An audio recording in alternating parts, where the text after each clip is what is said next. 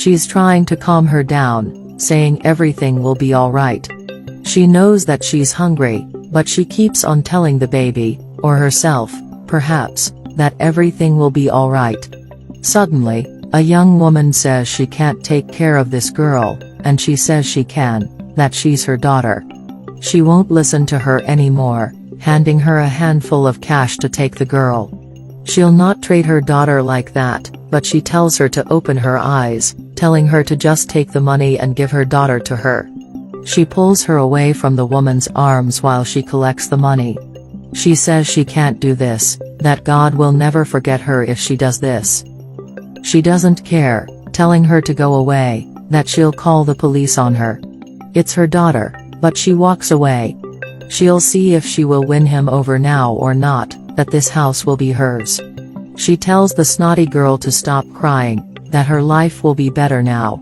He asks Camille what is she doing there, and she tells Leo that she found out that she was pregnant when he broke up with her, so she's taking care of their daughter ever since. He thinks she's crazy, but she says that she doesn't think it's fair to leave their daughter without a father. She's crying so much, so he thinks that she's hungry, telling her to come inside.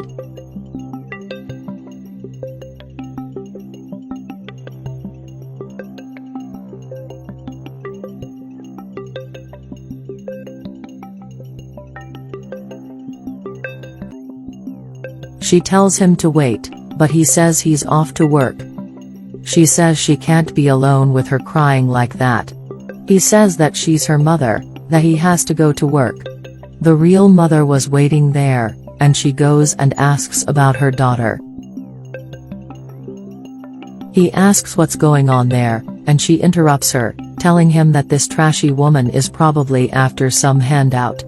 She says it's not that she.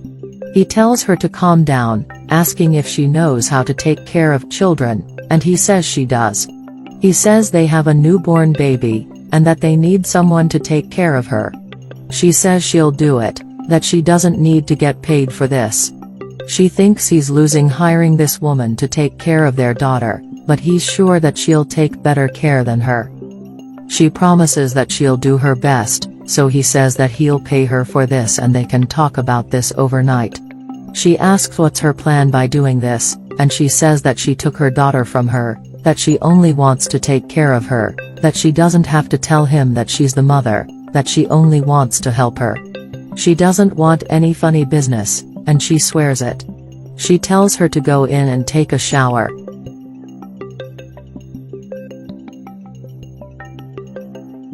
Come on, worthless.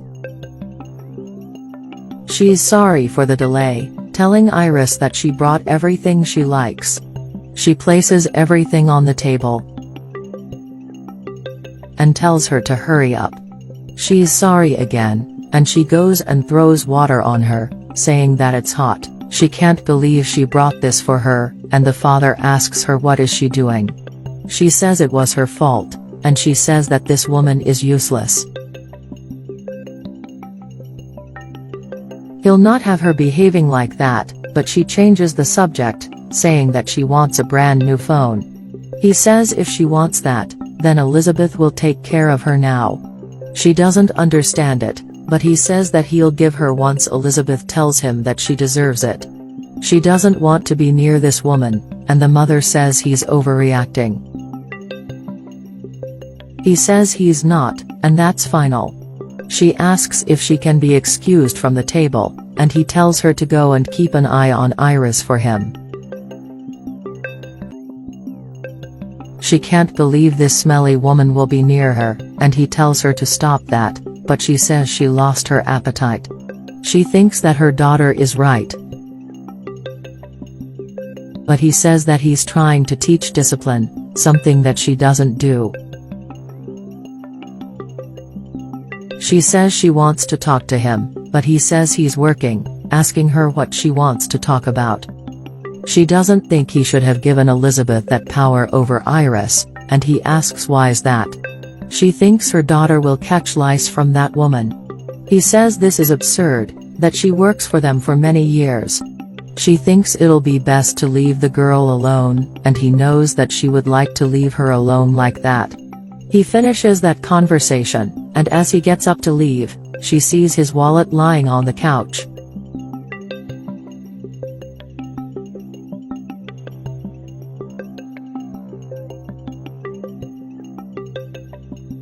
She simply takes some cash from it and leaves.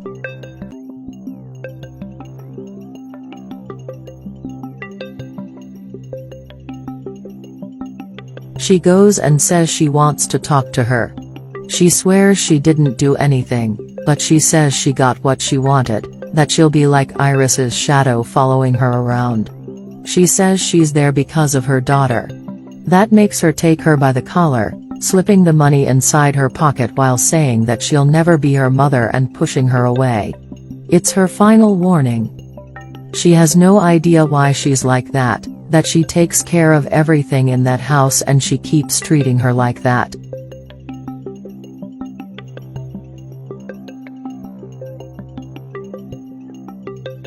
She sees Iris all by herself like that and goes and asks her what happened.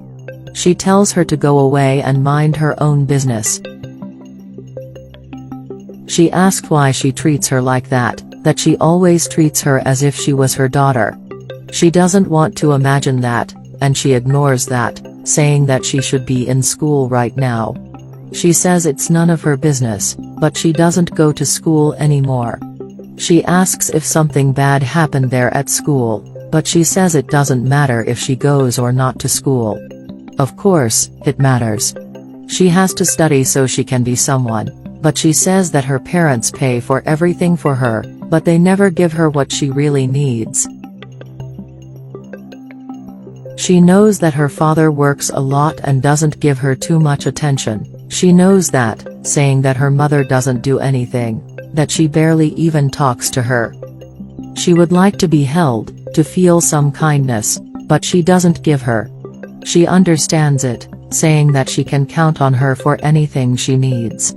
She asks if she can give her a hug, and she says she can give her 1,000,000 hugs, asking if she wants one now. She says she can talk to her, that she can be her friend.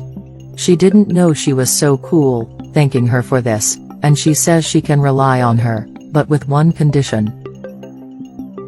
She can give her many things, but she'll have to go to school. She wonders if she can still go in, but she says she'll talk to the principal.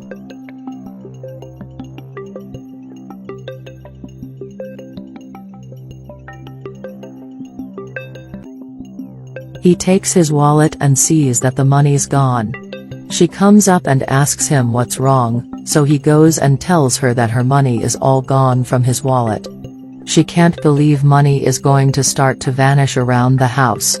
This has never happened before, and she goes and grabs Elizabeth, asking her where the money. She says she just got home, that she doesn't know anything about it, but she's sure she was spending the money she stole. He asks her if she took the money, and as she starts to explain herself, the woman tells him to search for her. She keeps telling him to do it, but he says there's no need to ask her if she took it or not. She says she didn't, that she's happy with what he pays her, that she didn't take it. She hopes he'll not fall for it, saying that she'll search for her if he doesn't. He asks if she would mind him looking inside her pockets, and she says she wouldn't, and that's when she sees it. He asks what's that about then, and she says she doesn't know, that she swears to God that she didn't take this money. She always knew she was low, but she says that she always took care of them, asking her why is she doing this. He asks if she is accusing his wife, and she says that she doesn't know how that money got there, telling him that she didn't take the money or anything else from him. He says she can't work there anymore, and that's when Iris comes back home, asking what's happening. She says that Elizabeth took her father's money, and they'll fire her now. He tells her to gather her things and leave, but Iris says he can't do that. She asks her why she's saying that now, and she says it's not fair, that it wasn't Elizabeth who took it. What's that about? She says she saw it. She was on the other side of the kitchen and saw it.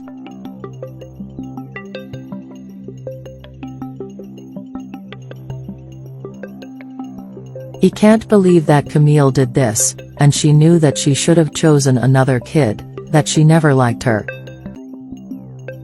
They are shocked to hear this, asking her what's she talking about. She says it's nothing, but Elizabeth says she can't hide it anymore, telling them that Iris is her daughter, that she took her from her arms when she was just a little baby. Mother? He's not following any of this. And she now knows what Camille did back then.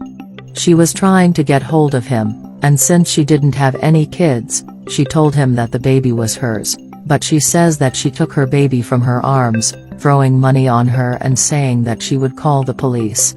She tells him to believe in her, that she's his wife, and that she's just a dirty hobo. That's why she never liked her, but she says she does. She tells him he can do a DNA test, and she tells her to keep her trap shut. He tells her to tell the truth right now or he'll call the police. She wants to know who's her real mother, and she says it's her, apologizing for everything. She says she's not her mother, that she's just as dirty as this gross woman. He can't believe her, telling her to get out of his house right now. She says he can't do that, that she has rights. And he says that she has plenty, including the one of rotting inside a jail. She's still lost with everything, and she says she never wanted to be her mother. He can't believe he was married for so long to that woman, and she gets what he must be feeling, but she says he would never have believed her before. So she doesn't have a father and that's her real mother. She says they'll sort this out. And he says that she has a mom, Elizabeth, and that she has a father, him. She says that Camille said she wasn't her mother, so he can't be her father. He kneels down, saying that he always acted like her father, that he's her father. She knows how much he loves her, asking if he'll fire her, but he starts to thank her for all the care she gave to their daughter, that it'll be an honor to have her there with them. She asks if she can her mom, and that is her life's dream, apologizing to her for letting that woman take her away from her arms before. She tells her mother not to cry, that they can be a real family this time. She finally called her mom, and he joins the family hug.